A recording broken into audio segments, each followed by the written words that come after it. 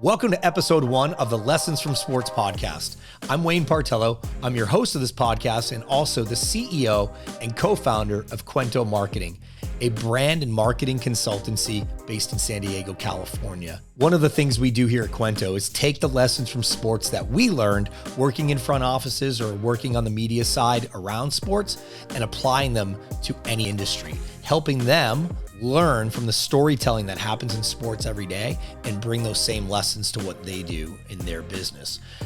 It got me to thinking, gosh, there are just so many lessons that people learn playing games, whether they're working in sports or playing sports. So I wanted to start this podcast to have conversations with people to explore some of the things that they learned from sports that they now apply to their everyday life to find happiness and success. When I stepped away from my dream job of being the chief marketing officer for a Major League Baseball team, one of the things that I committed to was giving back, sharing all of the amazing adventures and journeys that I've gotten to have through my path to get here to help other people, somebody like me who doesn't really have a path at an early age or somebody later in life trying to figure it out. If I could help provide that value to people, that's what this is all about. So in episode 1, I'm going to start where I started, with my first kind of mentor in the business world, a guy named Jim Rushton, who is now with the Los Angeles Chargers. But his career and journey has taken him from the radio business to working for IBM to traveling all over the world, helping sports teams better utilize information and technology to be better marketers and drive more revenue. Jim is a revenue guy, but that's not what defines him. To me, what defines Jim is his mentorship and coaching, and his coaching tree is something that is just incredible. The amount of people who he has given his time, leadership, and mentorship to, who have all gone on to find their own version of success and happiness, is just astounding. I'm one of them, and that's why I wanted to start with Jim. I really hope you enjoy this conversation. Without further ado, here's my conversation with Jim Rushton.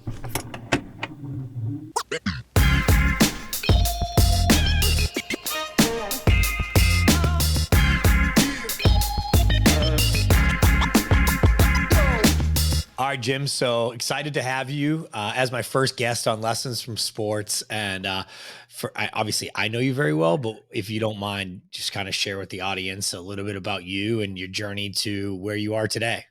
Sure, Justin. Thanks, Wayne. I'm glad to be the first. I don't know. It's great to be first, or we can make all those mistakes together here on this first version. That was part of the plan, to be honest. First and foremost, extremely proud of what you have done. Watched your career from the get-go at Sports Radio WEI. We spent some time together. You came in as the beer slinging promo guy who reinvented the bar appearance for radio stations and the local breweries that we're working with, and your work from there to I call it Google University. He said, "Hey, Wayne, we got to figure this out." And you went to Google University and figured it out. To the first person who came in my office when I announced I was going to Miami with the Miami Dolphins, and you said probably within 6 minutes you were in my office saying, "Take me with you." And watching you grow on the NFL side in a new state, new market, new city, new organization, and watch you grow and develop there into a lot of the content work you've done there. And then when things changed up in Miami, and next thing it was taking the show to San Diego and seeing your work there and evolve as not only starting as a CMO, but becoming a important leader in that organization and leader of people, and bringing that organization along to their prominence, and now to where you guys are today with CUENTO Marketing, and always scratching that entrepreneurial spirit that you have. And Some things never change. Exactly. So I think my intro probably starts with your career all the way through. But for me, it started at and actually, before I move on to that, is I do want to say I'm extremely proud to have seen you grow over time and know that this is just another stop along the way, and you'll build something here, and then it'll be the next thing and the next thing and the next thing. It's just a game of parlay at the end of the day. But it makes me proud just to see you. And all the people you've brought along or inspired along the way. So for Thank me, you. it started at a kid from Worcester, Massachusetts, that went off to school and moved back to Worcester, Massachusetts after school, and wanted to get in the radio and wanted to be a radio DJ. Was told I wasn't funny enough, so someone introduced me to sales, and was fortunate to land with a great team of people at Mix 98.5 in Boston with a brand new company called American Radio Systems that was being architected by a wonderful person named Steve Dodge, and had the chance to work along Mark Hannon and Gary Rosnick, some great people for initial bosses to work with, and didn't know how to sell, didn't know how to sell advertising, didn't know how to sell radio, didn't know how to sell radio to a female-based audience or a radio station with a female-based audience. So I didn't know squat. And spent a few years there. And then next thing, as you know, we moved over to WEEI and said, hey, this is a brand new fledgling property that we bought, and we can build something special here in Boston, and start out there in business development and looking at how well sports radio had done in New York, and said, okay, we can reinvent here in Boston. And an incredible group of people got together, and we took it from $8 million a year in revenue to $49.5 million a year in revenue, and Couldn't get that extra half, now man. half exactly, just to get to 50. But a lot of people that believed and really thought differently, and number one revenue in Boston, number one in revenue in Major League Baseball, the top 10 in the country, in the market that wasn't even in the top 10. And just an incredible journey and ride that was 13 years there, and a lot of Wild. also awesome opportunity to watch the Red Sox, Celtics, and Patriots reinvent during that time period, in the Bruins later on to go on to world champions. And then a number of us got the call to go to Miami with Mike D, who left the Red Sox to take on Miami under the new ownership of Stephen Ross. And it was new ownership, new leadership, and a brand that just was there but had to be dusted off. And again, another incredible group of people. We assembled there, and went down there as senior vice president of sponsorship, and then became the chief revenue officer. And we moved that operation from 19th in the league in revenue to 11th in the league in revenue, and had the chance to reinvent once again and think of ourselves not only as a football team, but as a original exclusive content producer, and then bridge the gap between live entertainment and live sports to producing content 365 days of the year. And so that was a terrific run, 4 years down there. And then Mike went west to San Diego, and I got fired, and had the chance to. That was an interesting day, I'll tell you that. It was, but you'll see that when the CEOs change at the top, Part of the game. it happens. And Mike was on the phone that night and said, hey, come to San Diego, and I need to take a breather and figure out what was next. And went back up to Boston, moved back home to Boston, and spent some time again as when you made your transition to the chief marketing officer of the Padres. And I had the fortunate opportunity through Mike and others to go spend some time in San Diego, and spend some consulting time there, and watch the, again, new ownership, new leadership, and a brand that needed to be dusted off in the San Diego Padres. And had some great experiences there over that, off and on for that next year while I was exploring things back east. And then IBM came along, and they'd been a client in Miami, and they really liked the perspective we had in Miami, and they had a fledgling business in sports, of course, with the work they did with the Masters, US Open, and Wimbledon. That was really their activation of the relationship. And then they were looking for how could they monetize that. And so I had the chance to go there and step on a global stage as a subject matter expert and a leader of global sports, which was really interesting because it was a chance to look at a 300,000 person company, which It was really not a $10 billion company, but a 100, sorry, 100, $100 million companies that all have different objectives and initiatives and goals, and say, okay, let's flip it over and look at all the assets and tools they have through the lens of what sports needs. And so that was a terrific 2 year experience where I was flying all over the world every week or all over the country, Crazy.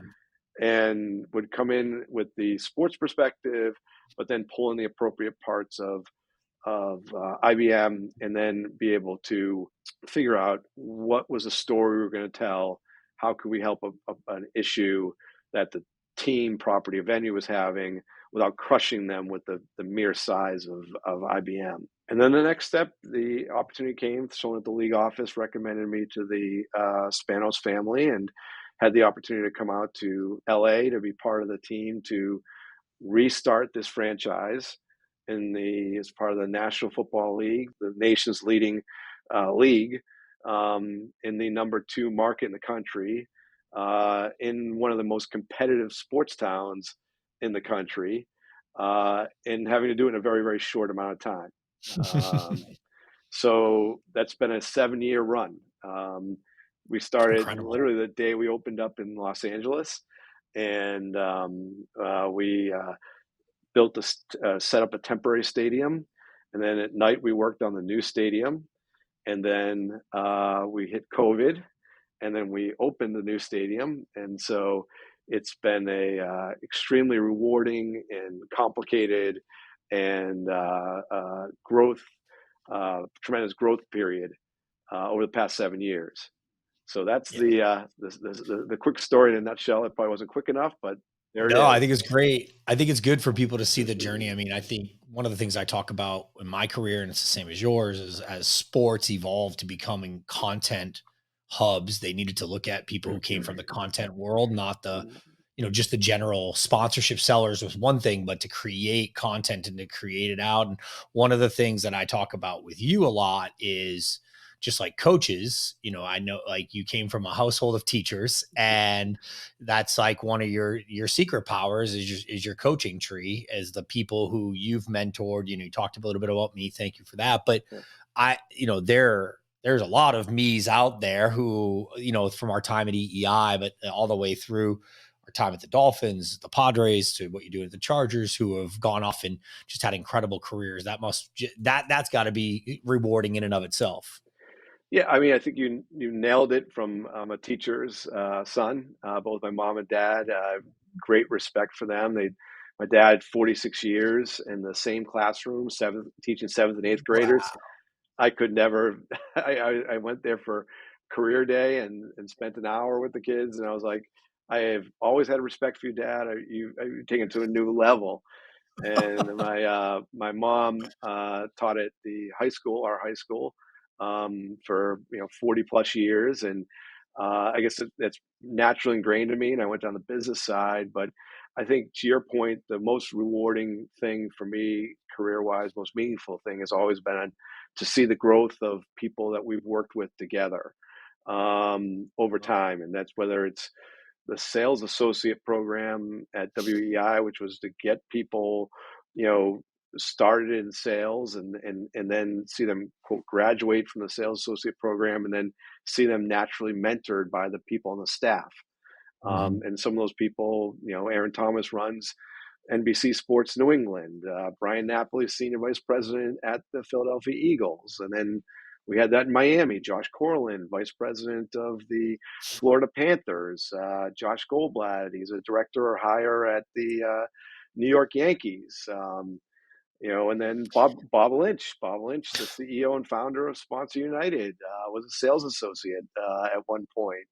We started within a week of each other, Lynch and Yeah, I, which is wild. I was on the marketing side, he was on the sales side. And I think that's interesting. And one of the things that I've obviously taken with my career, you said it, which was nice, but the commitment to the people, right? Of the education and that, taking a look at the sales side and saying, okay, we're going to teach you how to sell. We're not just going to send you out there. I mean, back in the day, old time radio, they handed you a phone book on your Right. first day and said, go get them, kid. Where those folks that went through that program, I mean, the amount of them that have had incredible success is just, I think it's a testament to the team that we had together, the thought process, but the amount of time that was put into the humans of actually helping them. And, I had the opportunity to have that conversation with somebody who worked in radio, and they asked me what I think had changed the most. And I said, I don't think, I think you guys are missing that now. I don't think there's that commitment to the people. I think a lot of industries are missing that because people are moving around so much, but Mm-hmm. understanding when you see the careers that all those folks have gone off to have, it's pretty incredible. So that's awesome. Love it. Yeah, and I think that's it's one of the things I've lessons from sports in general is it's about the people, right? You think about we started the Red Sox. There was always that line of 25 guys, 25 caps, right? They're all going in different directions, and then we saw the Patriots in 2001 get announced as a team, the first Mm-hmm. first NFL team to be announced as a team at the Super Bowl versus individual announcements and or introductions. And you saw the Celtics gelled right in 2007, 2000, it was 2007 or 2008. They Yeah. gelled with the big three, and they put their egos aside. And but I've also seen the other way. I've seen great teams on paper and completely fail, and I've seen that in sports and seen that in business. And um, so it's about, you know, put the right people on the bus, put them in the right seats, facing the right way. Yep. And, and then not everybody's going to have equal talent, but if you have the ability to get the most out of each person based on their strengths, and I rarely I try to stay away from weaknesses. I don't say, what's your strengths? What's your weaknesses? I really look at it differently. It's what's your strengths or what's your awareness or your opportunity. And so it's your opportunity to grow, or what are you aware of where you need support. And so if you look at a team of people like that and put them together and you get them focused on vision, strategy, and execution, where are we going, how are we going to get there, and what do we need to do today, they're all going to play off each other. And I think that's a really important thing, about you know getting the team together, and then it makes it meaningful for everybody because they feel like they're using their strength to support the greater good. They don't have to be the same, and that's critical. Yeah. I think that we've seen it on the field, and that's true, and it's on the court or whatever it is. But I mean, we saw it from an organizational standpoint. I was, just back in Fort Lauderdale last week, and all the memories of the team that we had there. One of the folks also is like, Ryan Salazzo, a kid Yeah. who was, in the phone room banging phones all day, who now, vice president at Major League Baseball, who just literally fought every day. But you look at that crew of people that we had, and you named a few of them, but it was special, and I was just down there, and three guys from my team that used to work with me drove up from Miami just to come have a drink and see me that night. And like, that meant the world to me because but it wasn't just about me. It was about the team that we had, and they were all kind of gelling together. And that's pretty powerful. Yeah, and Ryan, was someone who came out of picking up the phone, and he was just selling a transaction, selling a ticket, and to now he's one of the preeminent sponsorship sales people in Major League Baseball. And then his better half, Allison Eddie Salazzo now, was one of the more dedicated and organized people and go getter. I remember when we were putting all the Fins Integrated Media Group together. We said we're going to Hmm. build our original exclusive content media group. We're like, oh, we got to figure out how to run the commercials. And so we are like, Allison, go figure it out. Next thing you Figure know, it out. 3 days later, she came back with all sorts of spreadsheets and all, and we just trusted her, and she went and did it. And she played a very important role in that team. And then same thing out in San Diego. And now she's at the National Hockey League running their club business development group. And Ryan's over at Major League Baseball. And it's again, simple about set the team up to understand what are we doing? How are we going to get there? And what do we do today? Then let them go, and then look at the individual people. And there's a thing I think I didn't learn about it till IBM, but it stuck with me about, the rule of 98, which is 98% of what we speak to or how we speak to people is about what does it mean to everybody, but all people really care about is a 2%. What does it mean to me? Hmm. And so it's not only I think what I've seen the great coaches in sports and observed is, when you think about Dennis Rodman, you read, see some of the different documentaries on Dennis Rodman. He is a unique character and a half, Hmm. but Phil was great at getting the most out of him and getting the most out of him as an individual. It's, he and Michael Jordan work on the same level playing, but they complemented each other very, very well. And great teams are made of great individuals who can collectively activate their strengths, but then also augment the opportunities or the blind spots for some of the other team members. One of my other, friends and other mentor is Jay Deutsch, he always asks, now a partner of ours, but he'll always say, with him, Yeah. what's in it for me? With him. Like you got to think about the client on the other end, what's in it for them, because you're thinking about what's in it for you.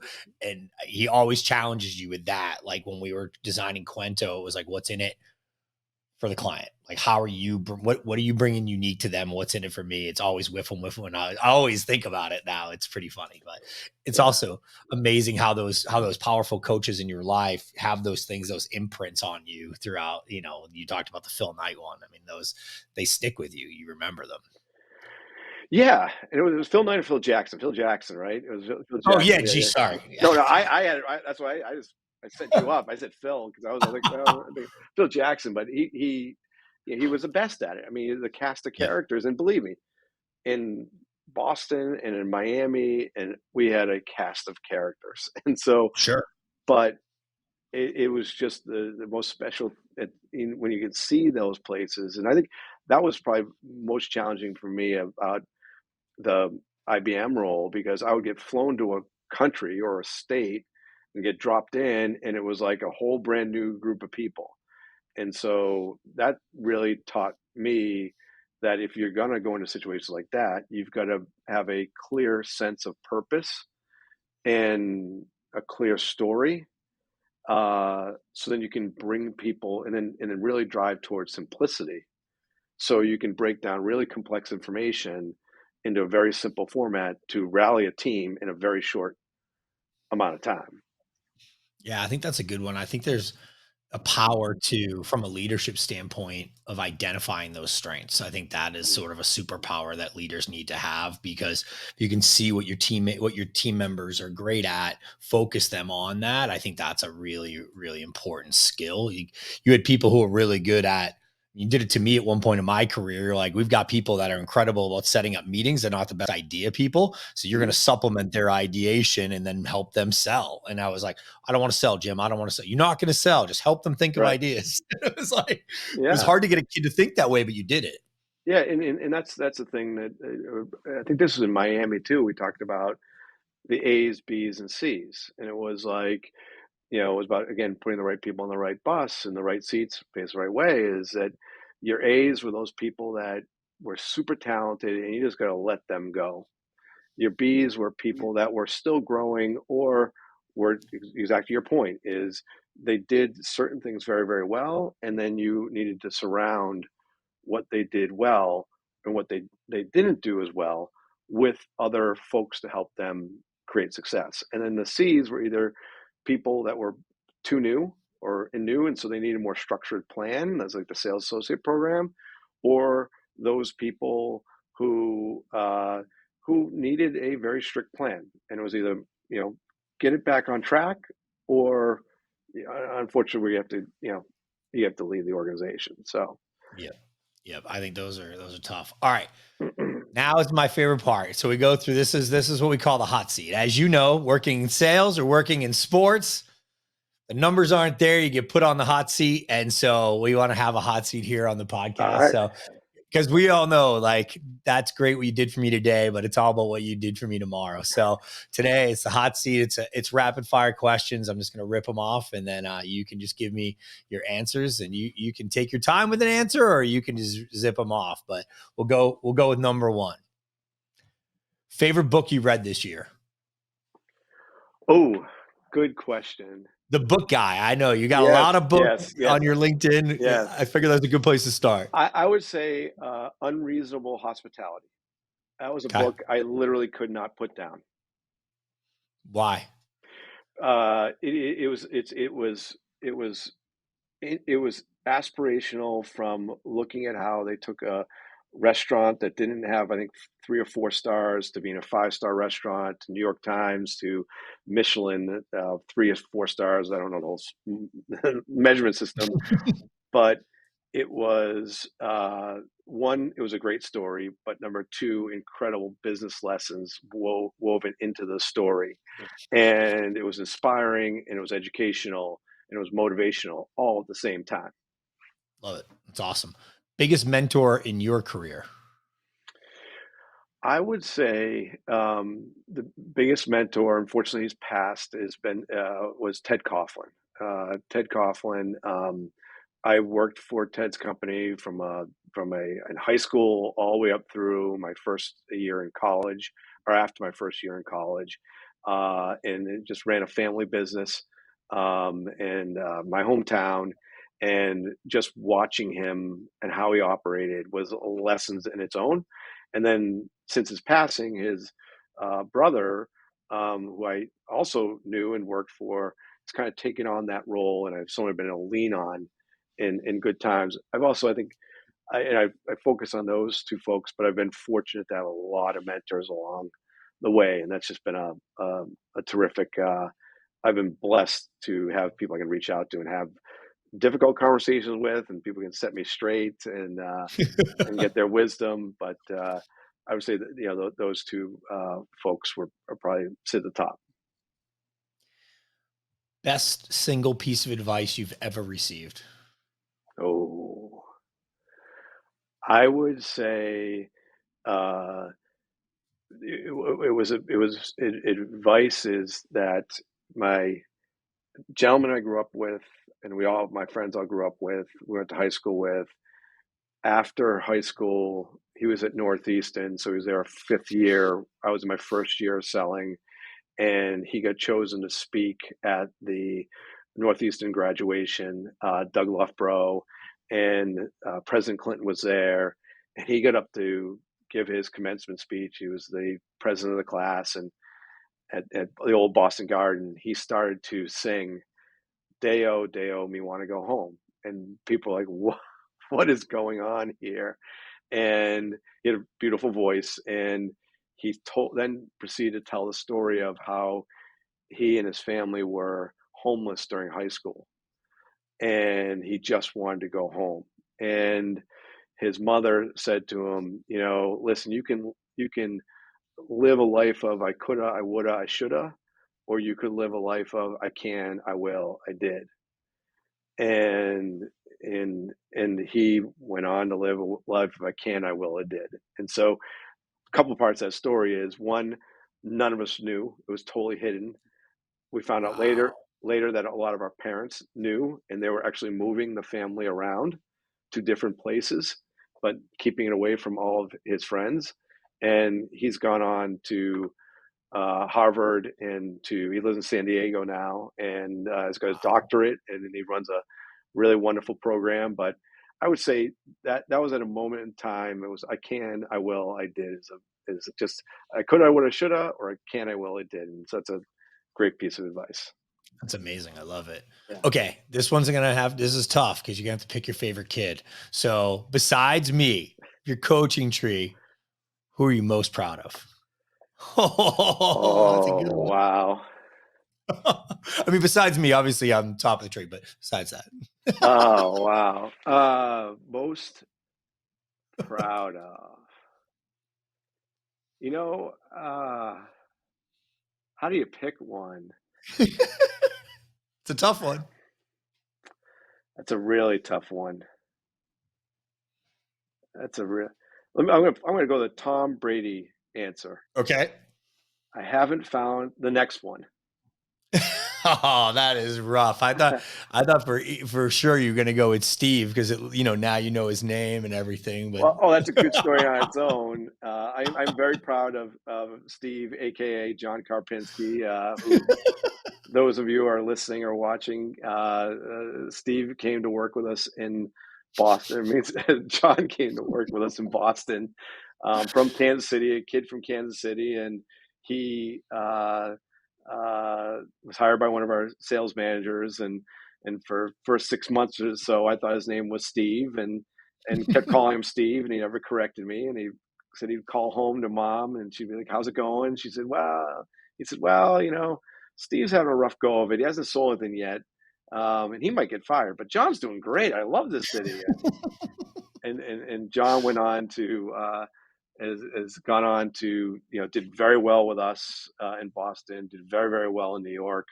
Went on to iHeartMedia, and now is in an extremely cool position where he's the EVP of category sales for the iHeartMedia Corporation, and has just done a tremendous job there, and is an extremely valuable person for that company, and he has mentored and coached a lot of people along the way. So yeah, it's sorry, pretty cool to he's see number your two. splinter trees. Yeah, but your coaching tree, and then they all, we all have our Yeah. trees, and pretty incredible. The lineage, it's amazing. All right, more fun. Best year of your career. Oh boy, best year of my career.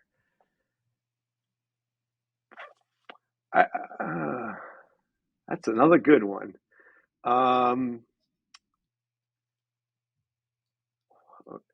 I would say the year that, like, everything clicked at WEI, where we were, you I was know, thinking you were going to say because it was a pretty powerful year. yeah, because people would bet against us for so long, and then all of a sudden, what we had set forth, I think 4 or 5 years earlier, it all started to happen. Um, I would say What year that was that? Was that 05? I think it was probably oh 04, oh 05. Oh, yeah, it was one of those two. Okay. Yeah, but I would also say that, and then I also look at that, the biggest growth year I think was oh 03, because we went into that year. There was a lot of things that we were doing in the business really, really well. We were starting to do things well, which paid off, and as a result, in Yep. oh 05, we had the devastating loss to the Aaron Boone hitting the Mm-hmm. ALCS of the Yankees, and literally the next day it was like a morgue. Like, no one talked, no one in Boston talked to each other. It was a Thursday, Friday. Yep. People wouldn't talk to each other. But that is the time when we learned you either win or you lose tragically in sports. And Yep. losing tragically is not necessarily a bad thing. You just don't want to get blown out, because Yep. apathy sets in. And Yep. we then went on the next year, and we had our best year of sales going into 2004, prior to the World Series. And you saw really how that energy had galvanized the whole region of Red Sox fans, and we could have literally just dropped. Yep. Um, and for that, I would say the other best year was probably the first year out here, Mm-hmm. because it was that taught me, where it was literally moved across the country, new job. We were opening up the franchise. There was so much stuff coming at us at once. That taught me, from a growth standpoint, this idea of prioritize, compartmentalize, and scale. There was Mm-hmm. so much happening in my personal life and professional life all at once. And my girlfriend at the time moved out here with me, who then became my fiance that summer, who then obviously is now my wife, and now the mom of our two kids.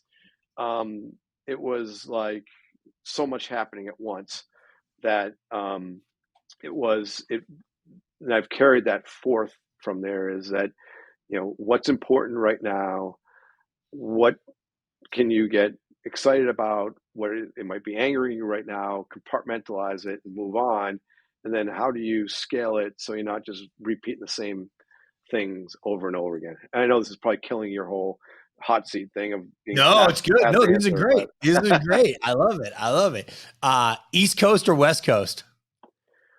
oh, every both coasts have pluses in a lot of different ways. And this is now my third, move of my career to a different place. And as I say, home will always be home. Hmm. But then there's other aspects of, Los Angeles and Southern California that's just never going to be repeated at home. Each has its pluses and minuses. I can't pick one or the I'll other. give you an out. I built you an out. I built you an out in the Yeah, next question. This is easy, so I saved it for you. yeah. Your favorite place on earth? Oh, Nantucket, Cape Cod. I mean, yeah, It yeah, helps, kind of answers the question. All right. yeah, yeah. Well, this one's fun because I can think I know by your answer by what you're wearing today, but it's changed over time for you. Tie or no tie? West Coast, no tie. See, that's another point for West Coast for me. Yeah, I laugh because we used to wear. I think that really. I don't know if that's a West Coast East Coast thing, but obviously it was ties all the time on the East Coast. It was Mhm. ties in South Florida, um, and then it was. But then coming out here, we were ties to start, but then COVID killed the tie. Yeah, ties are gone. Well, when we moved to San Diego, Ron Fowler, who is our chairman, he told us if you wear one of those in here, I'm cutting it off. You're in San Diego now. Like that's not how we operate. You Yeah. East Coast guys better evolve. And I was like, all right, you and I are gonna be okay. It was all Yep. right. I That's like that. good. All right, last one. You could only eat one thing for the rest of your life. What is it? Only eat one thing. Yeah. Chicken parm. Okay, that's a good answer. Yeah. That's a good answer. I would go with that. All Yeah. right. So the last section, we're running a little long, but the last section is what I like to call providing value.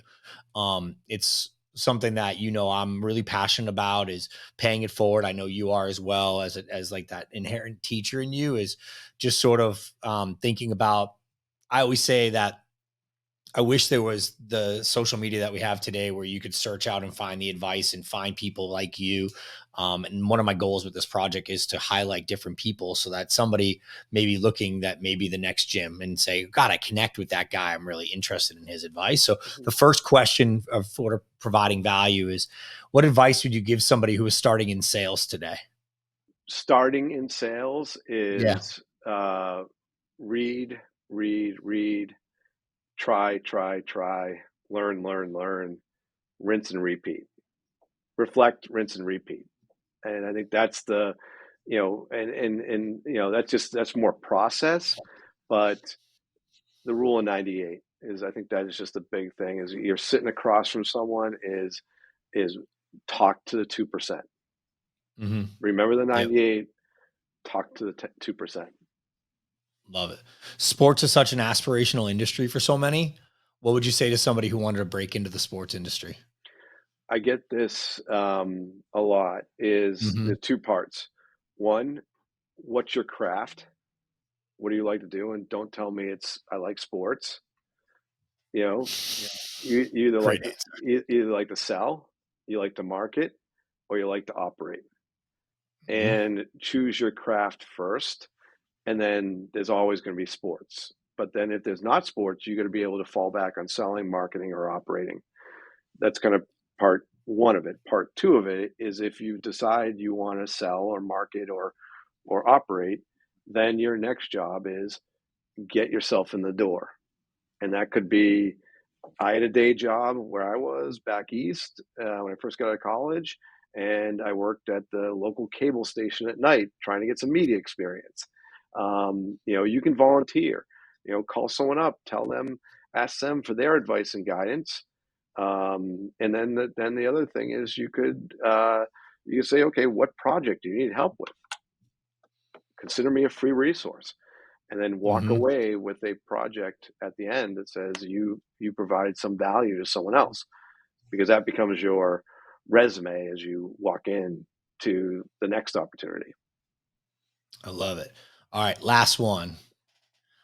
What's the best part about your job? this is always carried forth with me is beyond, it's all about the people, but it also relates is the ability to talk to different types of businesses, different types of challenges throughout each day. I just love that part of it. And the fact that you can just be learning about different, industries and businesses and people, and then connect the dots because where that may not turn into an opportunity or a sale today, but take away something you learned, and it may turn into helping you make a sale tomorrow.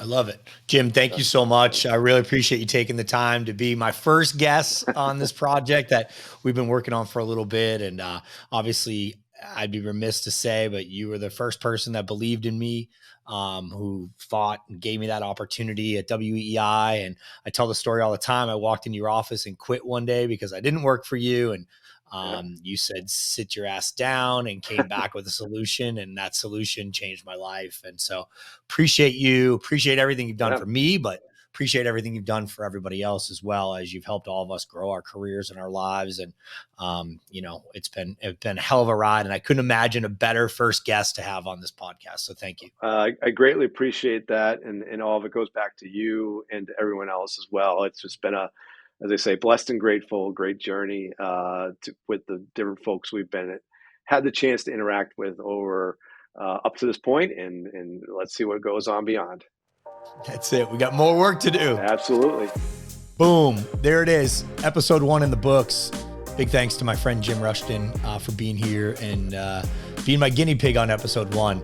I really hope you took some stuff out of that. Obviously, Jim's mom and dad both being teachers kind of led him into this world where he didn't become a teacher, but really he did, and still to this day continues to be part of that for all of us. So big thanks to Jim, and I hope if you enjoyed that, you will subscribe, and if you wouldn't mind, just share it, let your friends know, pass this along. We've got some incredible guests coming up on this podcast, and I'm really, really excited about it.